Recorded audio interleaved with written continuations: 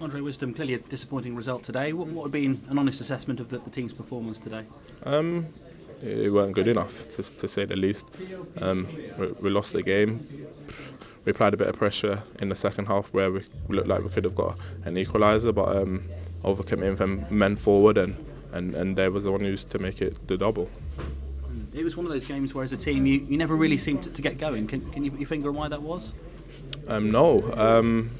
Conditions, but it's the same for both teams. So can't really use that as an excuse. You just got to try adapt and play the best you can.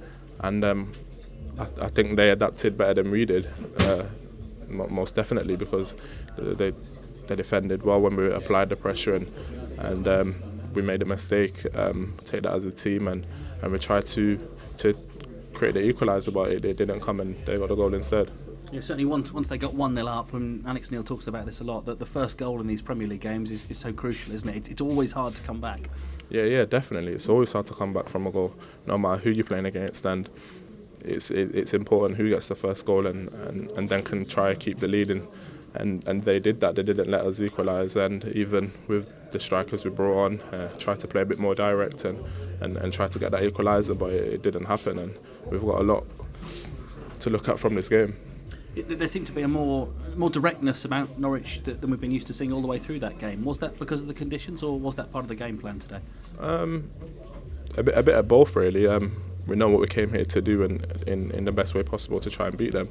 But the conditions did play a little bit of a part in that, with the pitch being a bit sticky and the wind. But it's the same for both teams, really. So if they can do it, then why can't we? So it's not an excuse. It's just things that you're going to have to adapt to come the weekend. But I think they did it slightly better than us, and they got the result. Watford are 9 points in front of you now in the Premier League. How difficult is that gap going to be to make up?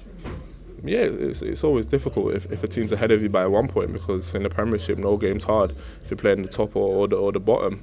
So it's a long way to climb, but we'll analyse the game and look where we went wrong and see and work on it during the week to try and improve on it.